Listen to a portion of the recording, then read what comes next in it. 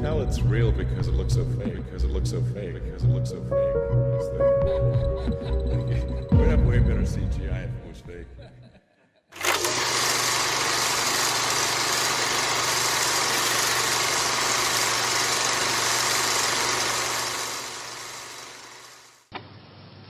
King of Kings, sirs.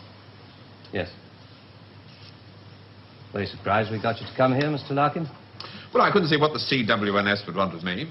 Still can't. Do you know anything about us? Oh, I heard one or two things when I was working with the BBC. What'd you hear? CWNS set up midway between the government and the TV companies.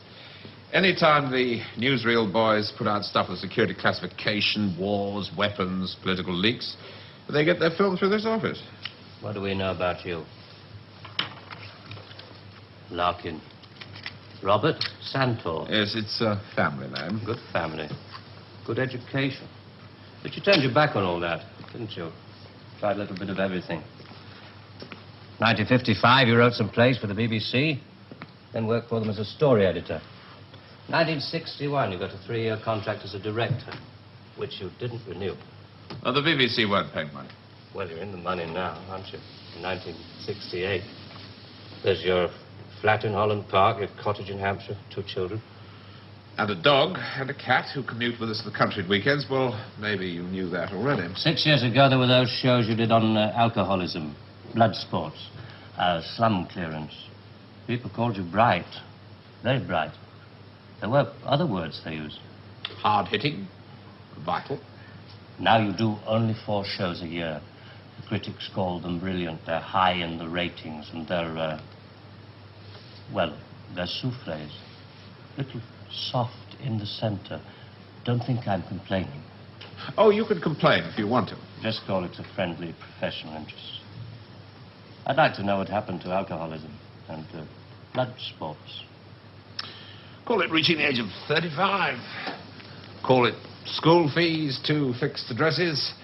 Call it joining the establishment. Call it being a socialist for 15 years in a country that'll never be socialist. Good. There's your wife, Rachel. You married the girl next door. Your 2 children, Rebecca and Daniel, nice little family. 3 years ago, you got yourself a girlfriend. It was serious. Where the hell did you get that from? Just tell me where it stops. Lasted for 18 months. Your wife never knew about it, even when you nearly decided to leave her. Who are you? It's the initials JG, that's all I know. Never met you before in all my life. July the 25th, 1966. You finally decided to break it off with this woman.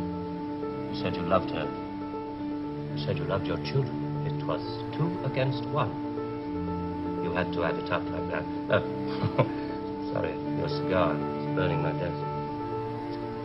Sheila told you all this? We have ways of finding things out. But why? If it's blackmail, the thing won't hold water. It's all in the past.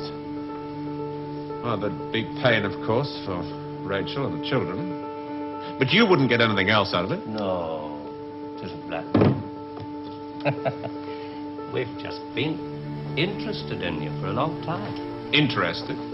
You went back to your wife because you said it was 2 against 1. I call that very responsible. We're interested in very responsible people. In fact, we have a little index for them. We call it their power quotient, a ratio of responsibility as against aggression. Yours is very low, 0.2. It's very low, just what we need. Sit down, please. I'm sorry, the language must seem rather strange at first, but we take it very seriously. Just to show you how seriously, I'm going to tell you how we checked up on you. We call these things surgical transmitters. One was fitted inside you when you went into the Charing Cross Hospital 3 years ago. Appendix, wasn't it? Transmitter? Are you trying to tell me that you listen to every word I say? A machine does. Untouched by human hand. There's a little gadget in these things that ties up with the pulse rate. Puts a bleep onto anything that you're excited about saying. British. Power quotient. Surgical transmitters, high-speed tape. It's Doctor Who. I'm for the real world, Jack. Good afternoon. I should just have to give you an example. On July the 26th, 1966, you were talking to this girl, Sheila, about love. You said to her, I quote, "The kind of love I have for you, Sheila, well, it's bed love and it's more. It's staying in bed till 6 p.m. and saying I can't go to the office today. It's eating breakfast at twilight, laughing at leaves on the pavement." I don't believe there's any such thing as these surgical transmitters. You got Sheila to tell you all this, then you wrote it down the way I might have said it. You're a good guesser.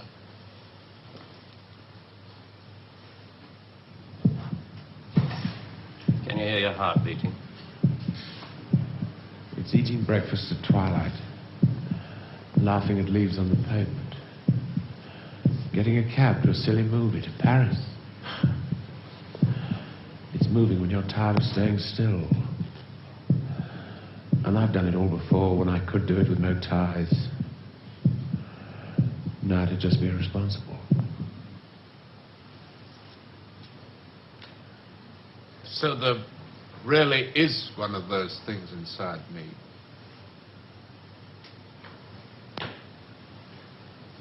What do you want? We want people with low power quotients. We want them to work for us. Nothing more sinister than that. All this just to offer me a job. Special sort of job. The newspapers talk about the corridors of power, the power elite. Let's just say we'd like you to join the club. Oh. There's a vacancy in our newsreel department. We'd like you to help plan the news for 1973. Come again? Plan the news for 1973.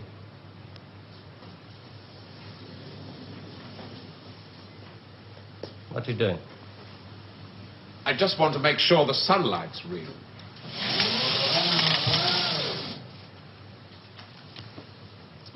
I always tell people, news is the most highly developed form of fiction. The most difficult. Come on. I just want to show you something. There's no obligation to buy.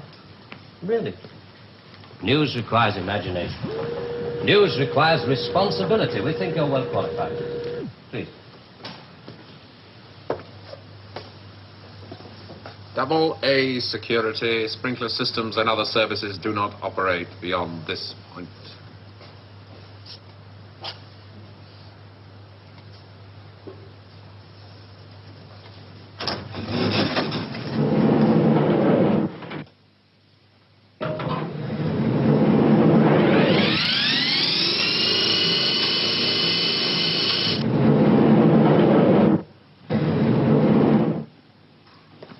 '73. We've only roughed out the news for 1973. Nothing's been given the go-ahead yet, but this is the kind of thing we have in mind.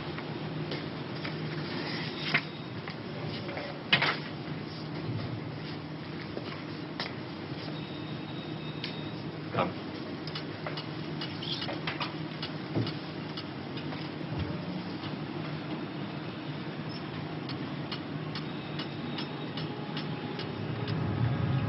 Today, April 14th, 1973.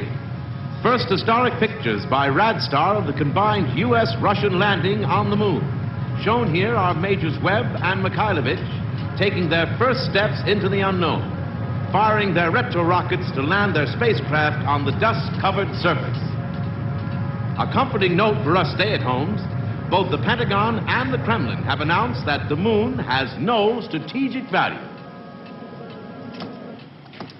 A comforting note for us to stay at home.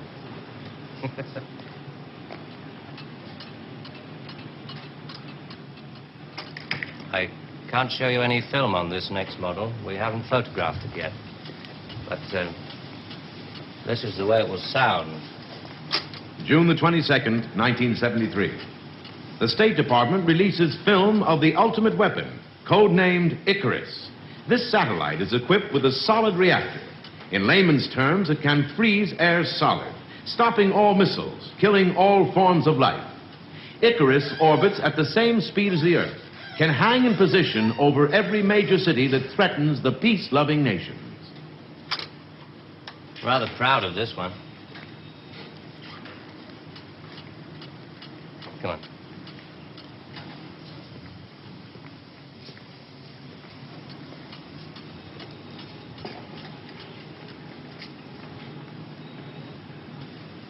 Please, sit down, Mr. Larkin.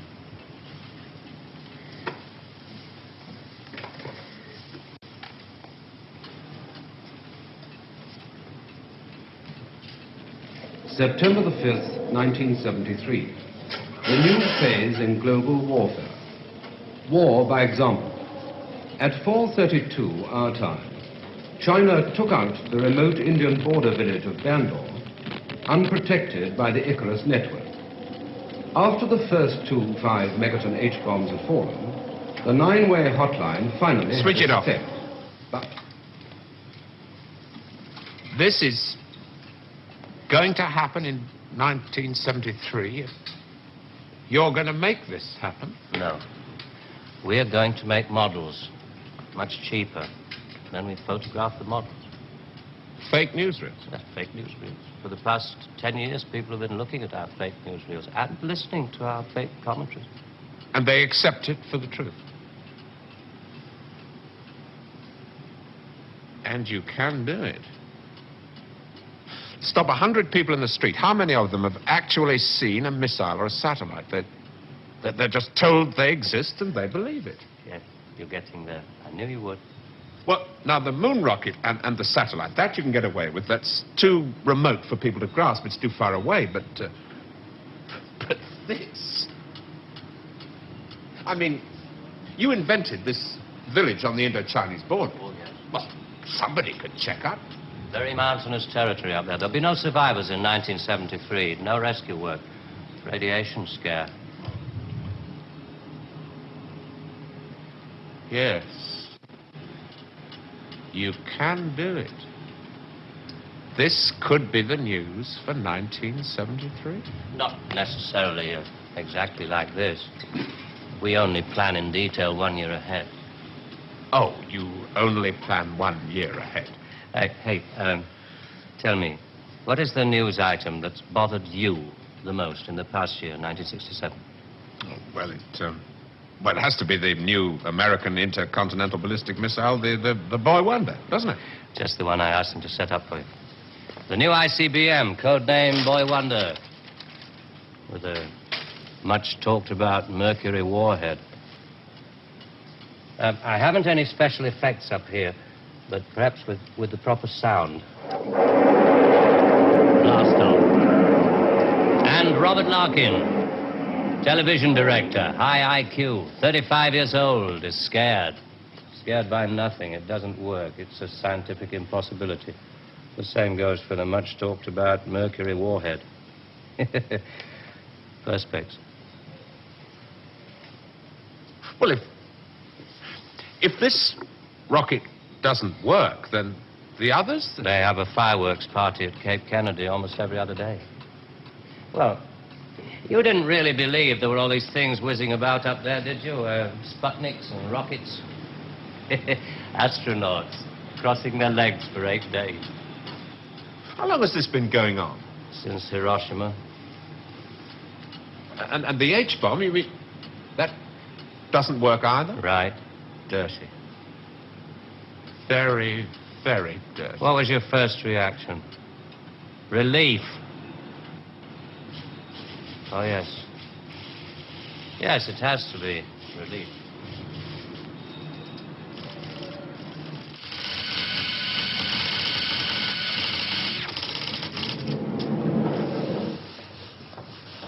Only 12 people are allowed beyond this point. Most of them work in the photographic department, taking phony newsreel pictures of our models and processing film and so on. Sit down, please.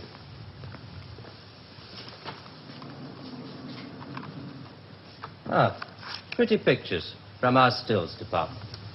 The Boy Wonder. Do you really think that missiles and satellites are mile out of the country? No, not at all. I've only shown you the hard news. There are other things, much softer things we thought might interest you. Well? 1973, we thought it might be time for an anti-teenage movement. A long-awaited return to maturity. Sherry. Perhaps even a religious revival. Oh, I see. You want me to arrange the grand opening of Ruislip Cathedral. 1st of October, 1973. Mark the date down in my 10-year diary. We are very serious about you. There are things about you we like very much. Qualities you have to offer. Qualities that we perhaps don't possess at the moment. That's great. Our file on you. I have to return to July the 25th, 1966, the day you broke it off with this girl, Sheila. You really did reveal rather a lot of yourself that day. But, of course, if you really mind... Help yourself. You said to her, it won't work, Sheila, and she said something, and then you said...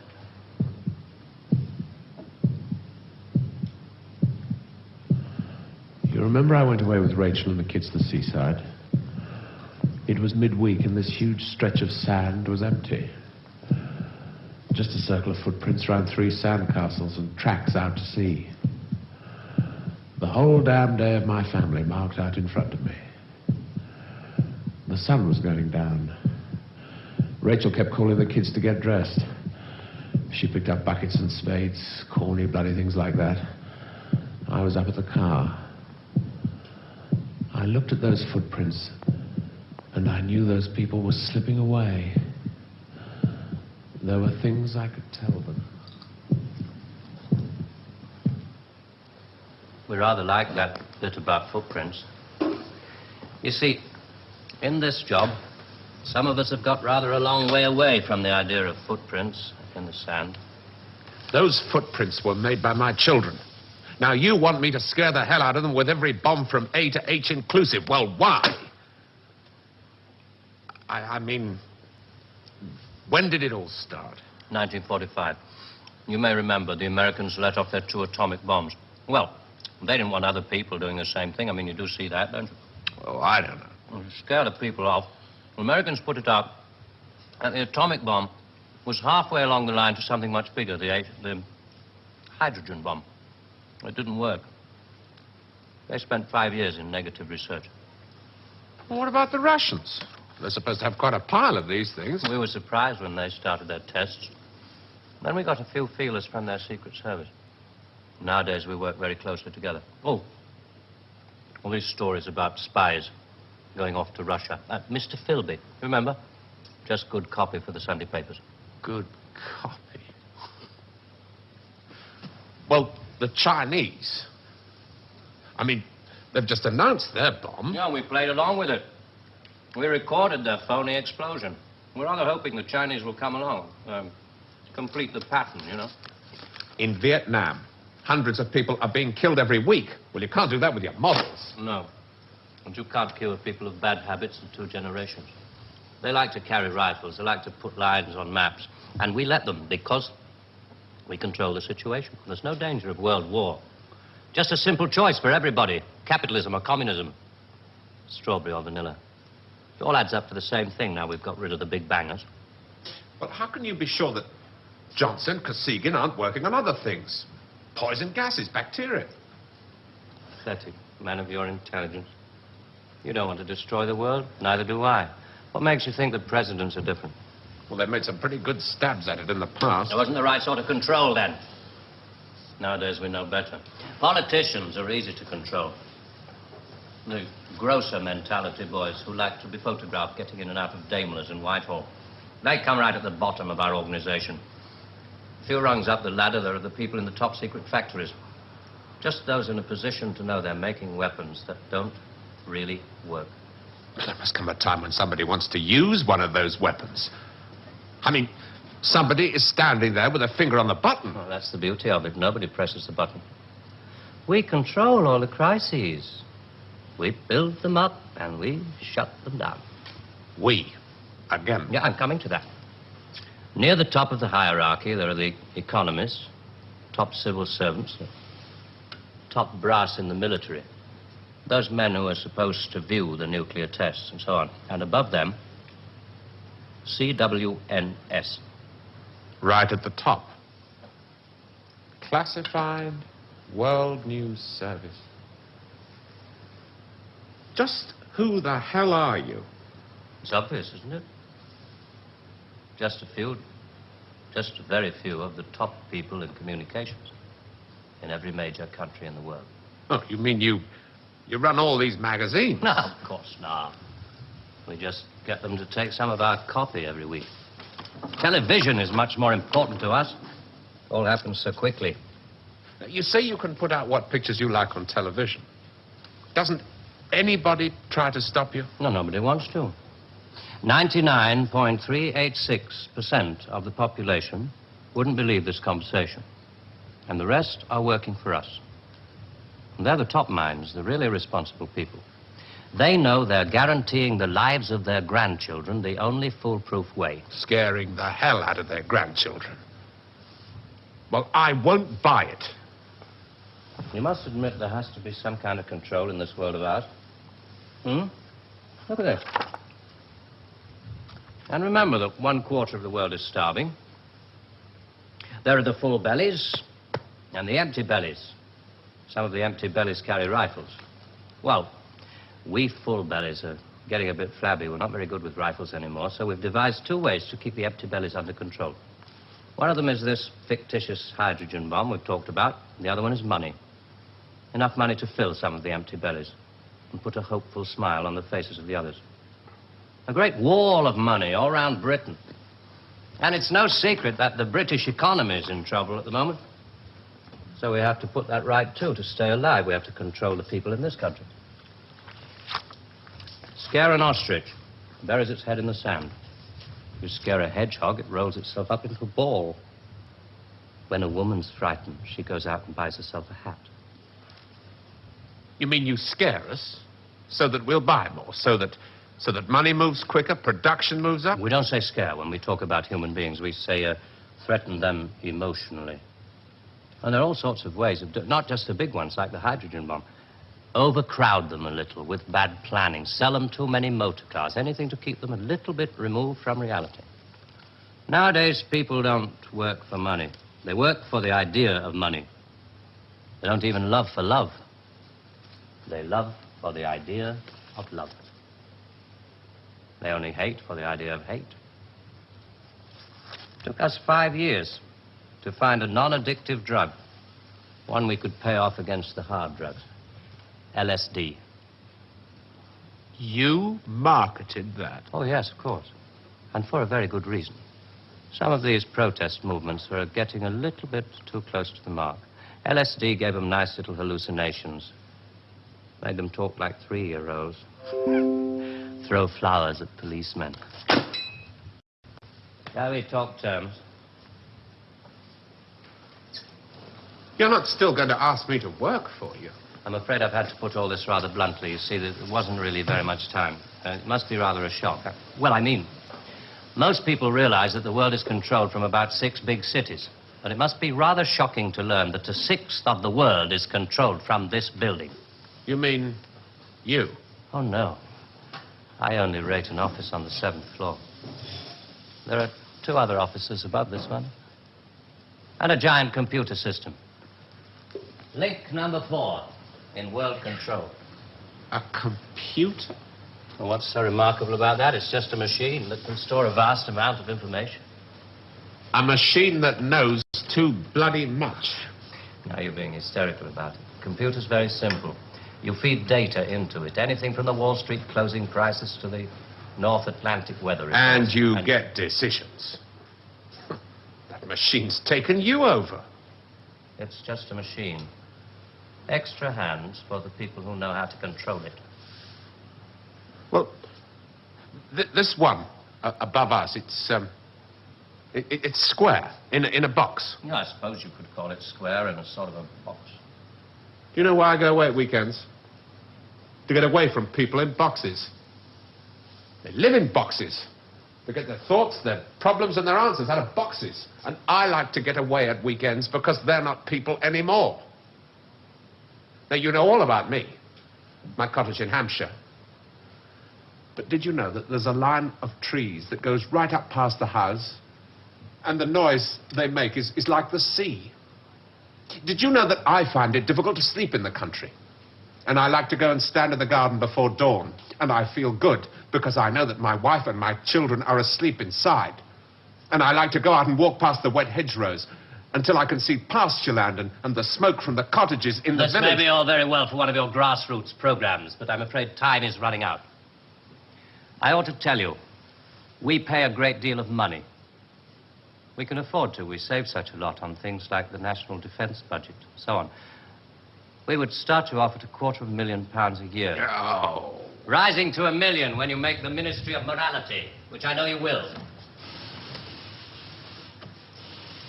Will you let me out of here? One little point. I should have told you about these surgical transmitters.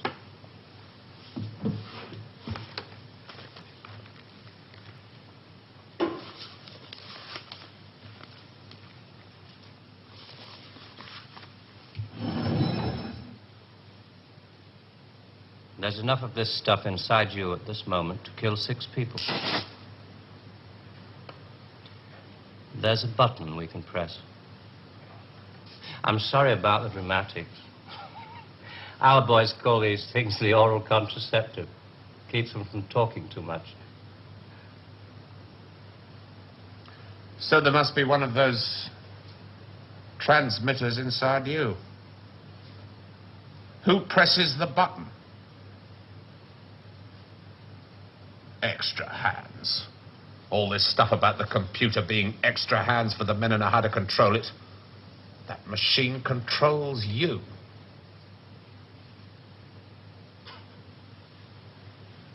You start on Monday.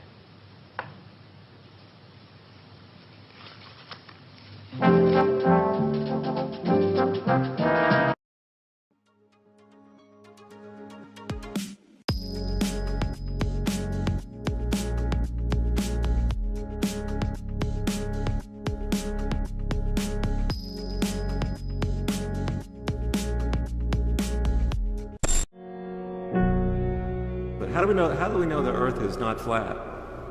The Earth is flat.